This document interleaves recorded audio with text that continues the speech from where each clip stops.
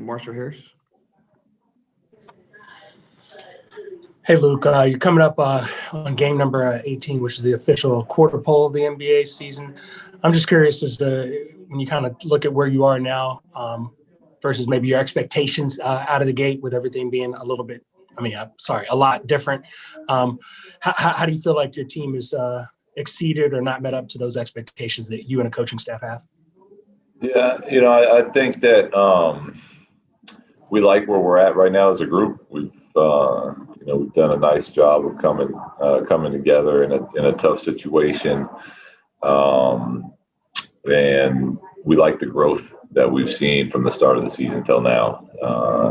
And we look at it. The way we're approaching it was more, those first 15 games, and now we had it. Then we had a little break, and now we're looking into these next 15.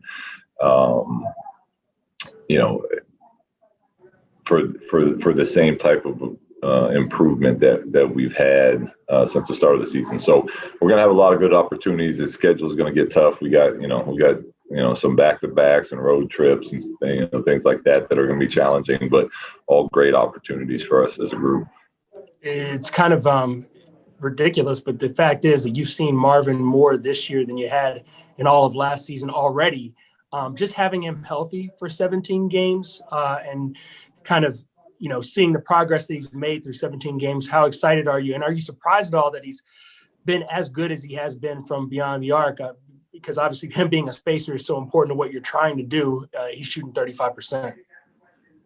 Yeah, I'm very impressed with how quickly he's picking things up. And it's been great to have him for these 17 games, and it is wild to think that this is more than we had him all of last season.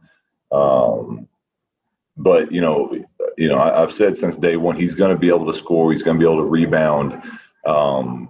We have to get him out there to go through the experiences of NBA basketball and coverages and timing and what we're looking for, and that takes time. And him and us have a long way to go still. But within this first group of games, there's some serious improvement that he's made on some of those things we're looking for. And we're going to keep working with him on it. And then, the better he gets, the better we'll get. So it's going to, it's a priority for us. James Ham. Yeah, Luke, kind of sticking with Marvin there. I think talent is almost a bad word in the NBA. And so is patience. But just how much do you guys have to show patience, and do you have to ask others to show patience when it comes to Marvin, just because of the way that his career has gone so far? Well, I think that unfortunately the league has become very it's now. What can you do for me now, James? And it's a lot of these guys are coming in the league very young. And this was something that, young players used to not even play at all in the league unless you were the number one pick, and you'd come in as a rookie and wait and learn and everything else. And now we're ready to judge and give up on young players, but then they're not even 22 years old type of thing. So, we have to be patient. He hasn't had the experience he needs. He's still a very young player. He's a very willing learner. He's a very talented player, and it takes time. You look at just in my short coaching career with some of these guys, you see what Julius Randle is as he's continues to grow into a player. Brandon Ingram, Jordan Clarkson, like these guys it takes time, and it's not just saying we have to be patient with Marvin. We have to be patient with pretty much 95% of every young player that comes into our league. It's good to have at least the understanding of that. Is there a light bulb that's gone on for you with him, where you're seeing him start to understand the game in a different way? Yeah, there for sure, and he's making more and more plays that we need to see. We need, and again, this isn't just Marvin. We need our team to make these type of plays more and more. He's leading our team in charge taking. He had a really nice, kick out to Corey Joseph in the corner last night. And then there's other plays where, he had a swing to Fox where, it's a good shot for you, but, we're looking to get great shots every time. So there's examples of that, but as long as we keep seeing the effort that he wants to grow and get better, and then him actually doing those things in the games, we're going to be very happy with his progress and what he brings to our team. Joe Davidson with the B. Hi, Luke. Speaking of, you get a young guy in Marvin, but you got a veteran in Harrison Barnes. Are you pleased with what you're seeing? He looks like he's playing some of his best ball in his career. He's a leader. He could do a lot of things. What do you think of him so far? Yeah, he's been great. He's been absolutely great. We need him to continue to look to be more aggressive. Even last night, fantastic game for him. And there was 5 or 6 clips to show him today that was, we want you shooting this too. Shoot, keep going. Like, if you're having an off shooting night, I get it, but most games he shot a pretty high percentage. So for us to have success, we need him to continue to be aggressive, and we don't want him being a ball hog, but a lot of those shots are good looks for him that we feel confident he can knock down. His rebounding, his defense, he's been very steady for us, especially in games that we've had success in. What about Holmes? Would Holmes be the guy when you played that you'd hate to, he's the guy that's always going to give you elbows in practice? I mean, he's one of those guys you're glad to have on your side because he's relentless. He's always there, and there's always room for a grunt guy like that. Huh? Yeah, he's done a really nice job over the last year and a half of making himself extremely valuable to our group, and he brings the energy, the communication, the toughness. And, a lot of nights as a starting center, he's overmatched from a size standpoint. And you see the Knicks game, he had 6 blocks. I think he's always finding a way to help his team make a play on both ends of the court. So we love what he's done for us, and really happy to see him having that success with all the hard work he's put in. Jason Jones. Hey, good afternoon, Coach. Jason. Hey, just would you look at your starting lineup? De'Aaron missed a chunk of time last year. Marvin missed most of the year, and then Rashawn missed a chunk of time. So how do you see that group's chemistry coming together, considering that group really never got a chance to be together for an extended part last season? Yeah, they've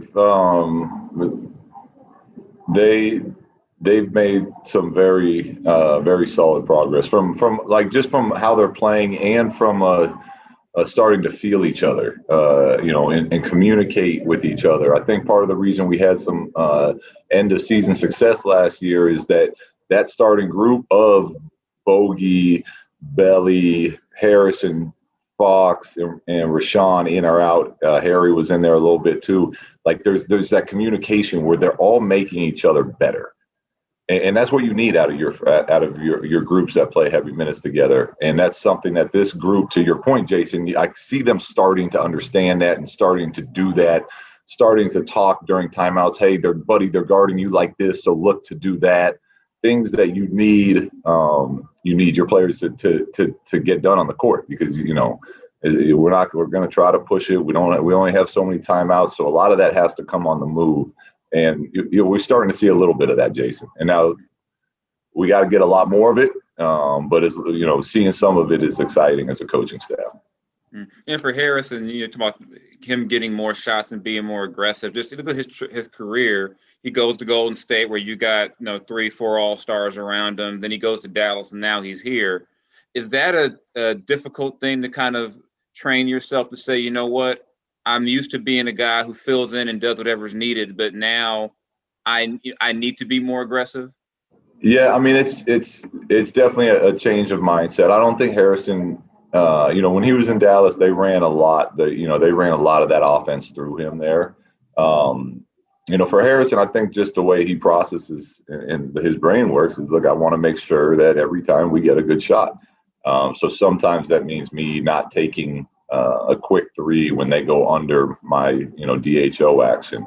And he's not wrong. So it's just more of for him, I think, embracing the idea of that, this team needs me to be aggressive, to look to any opportunity I have to score, to look to take those, and not so much let the game just come, but aggressively going into each game. So he has it in him. I know he does, and I know he's not afraid of playing that way. I think his is more of that balance of trying to play the right way and taking good shots every time. And I mean, it's why he shoots such a good percentage. Most of the shots he takes are pretty good shots.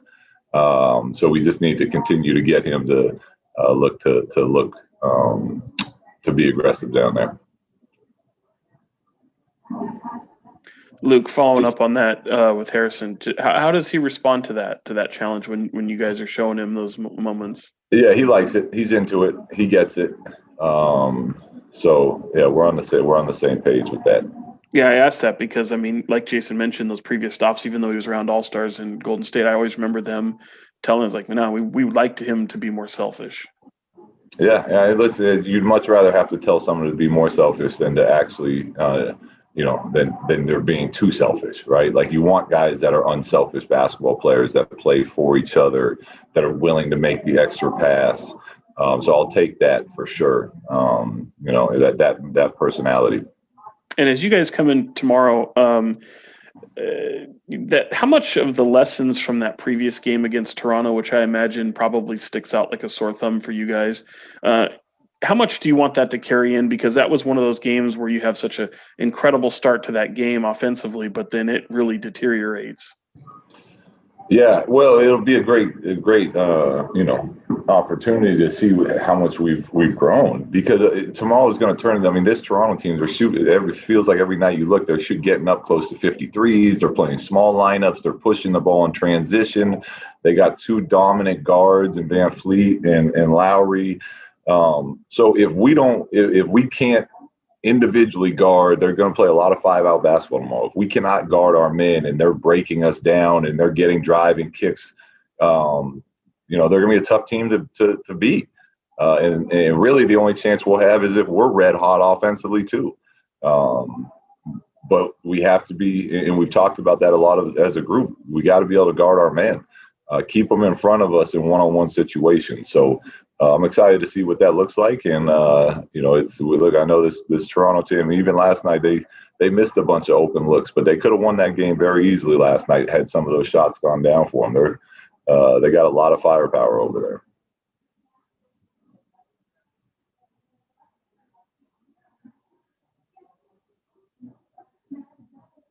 I don't hear anything. Is that it?